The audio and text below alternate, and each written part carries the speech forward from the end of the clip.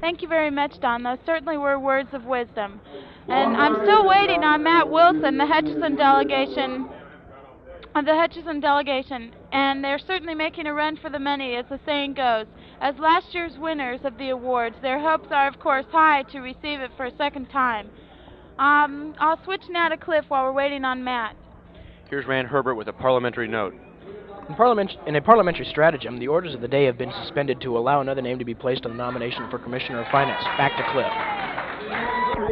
Yes, Rand, in a surprise move, Jim Foreman has been nominated from the floor, but has gratefully declined the nomination. We will keep you posted now on nominations for the office of Secretary as they arise. We switch you now back to Sylvia Cartwright in that interview with Matt Wilson, whose Hutchinson's delegation is in the running for the perpetual trophy to be awarded for the best delegation. Matt Wilson is here with us now to commentate on his delegation's hopes for wrapping up the Best Delegation Award for a second time this year. Mr. Wilson, what do you think the chances are of the Hutchinson delegation winning the award again? Our delegation is not here to win prizes.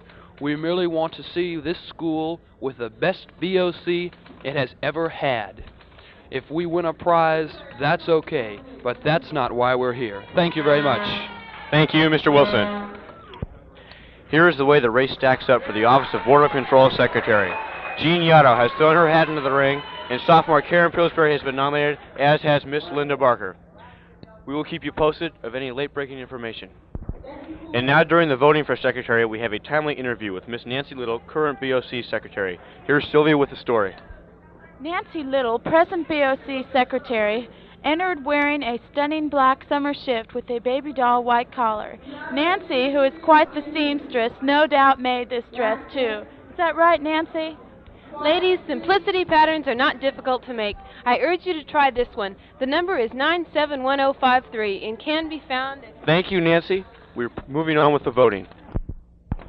And political shock tactics have been used by the Waxite delegation. Dave Kistler is moving up his shock troops to take care of the uproar that has been caused by the Waxite delegation's producing of a formaldehyde frog that has been cut open. The shock tactics are used to shock the other delegations into perhaps complying with the Waxite decisions. Bunch of mathematical geniuses cast all 4 votes to the future Mrs. Nancaro, Jeannie.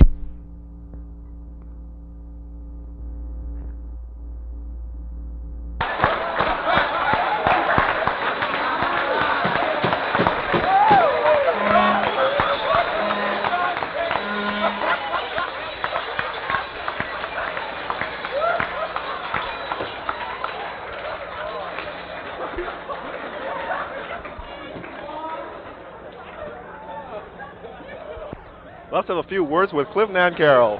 What do you have to say, Cliff? Tony, I'm stunned at this. I just don't know what to say at this time. I'm going outside for a little air. I think this means I better get an interview with Jeannie Yotto.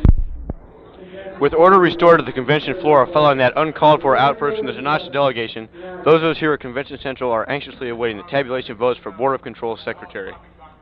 Cliff is momentarily incapacitated by the outburst from the Tanache delegation.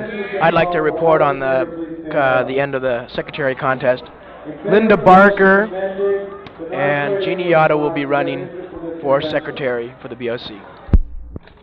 As we move toward the nominations of Vice President, the Hutchinson delegation has moved to censure the Waxite delegation for blatantly exhibiting the entrails of a frog in the presence of impressionable 9th grade students. We are awaiting the outcome of the vote. Following an extremely close vote, it was decided by this 1969 BOC nominating convention that the Waxite people are perfectly in order in keeping their frog on the floor. We are urgently awaiting now the openings of nominations for the office of Vice President. And the race for Vice Presidency is looking to be a heated battle. And now our own Randy Herbert, breaking all precedent, is moving it onto the convention floor to place the name of Rob Schweitzer in nomination. I have been asked to give a nominating speech for Robert Schweitzer.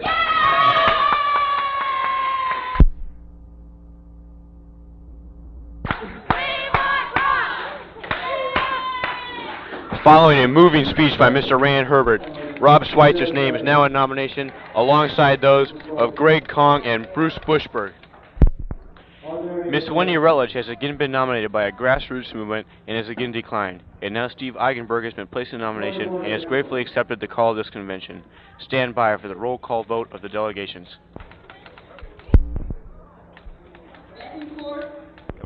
And now, with all votes in and recorded, a race right down to the wire. There is a tie between Steve Eigenberg and Greg Kong, with Rob Schweitzer well in the lead. Bruce Bushberg was 6 votes short of the finals and has been dropped from the ballot. Now, Randy Reed has been nominated and has accepted. We will keep you posted on the outcome of the runoff election. Again, the voting was neck and neck, but from here it looks as if Greg Kong and Rob Schweitzer will be placed on the ballot as candidates for the vice presidency of Piedmont High School. How does it look to you, Rand? I see this as a very close race between Mr. Kong and Mr. Schweitzer, and that both two candidates are eminently qualified as vice presidents. This race for the vice presidency has been the longest and the toughest fought in the convention thus far. Back to Cliff. Thank you, Rand. Now, for the 4th period class information, here is a list of the candidates who will be placed in nomination this afternoon. For sportsmanship, we have Mike Greenwood, Steve Riskin, and Carl Borden. For president, we have Jack Dugan, Paul Newton. For girls' activities council, Jane Azevedo, Kathy Stetson, and Carolyn Cords are all announced candidates. For publicity, Jim Kelly and Hillary Huddleston have cast their hats into the ring. And so far, competing alone for Chief Justice is Ken Strong. A flash news bulletin, Jim Lively has also liked us to notify you of his intention to run for the office of president. Stand by for return to live coverage immediately following 4th period and lunch.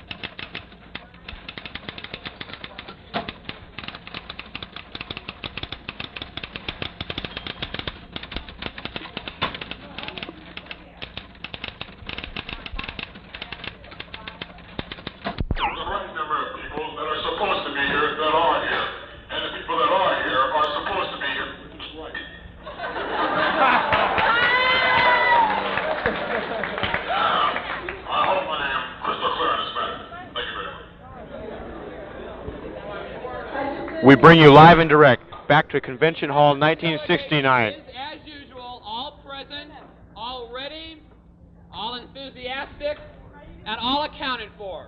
Thank you. My, they are enthusiastic today, aren't they, Cliff? Rand, my very words exactly. Most likely not.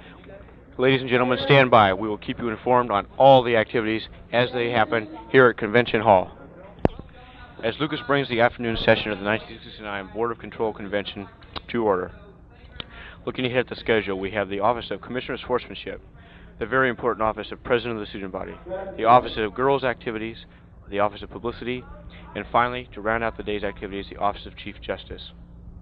During the lunchtime recess, members of this reporting team have been out trying to gather scoops that would interest all of you as intelligent voters. Now here's Sylvia Cartwright with a story hot off the press.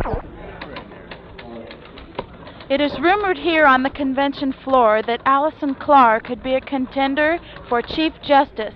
KPHS projects that if she decides to run, this will put Ken Strong on rather shaky ground. Just what will become of this rumor will be seen here this afternoon. Now back to Cliff. Thank you, Sylvia, for that effort to get back to the grassroots. We'll have to wait to see how this race develops. Now here's Rand Herbert with some political commentary. I'd like to see this last half of the convention be as good, if not better, than the first half. As you know, the highest office in the school is yet to have been brought before the convention, the office of president. It'll be interesting to see who will be vying for this high position. Back to Cliff. Thank you, Rand. No, at present, nominations are being made for the office of Commissioner of Sportsmanship. John Oppenheimer's hat is now in the ring, and at present, Don Mulford has nominated Mike Greenwood for this important position. And as Mike Greenwood finishes up his speech to a near standing ovation,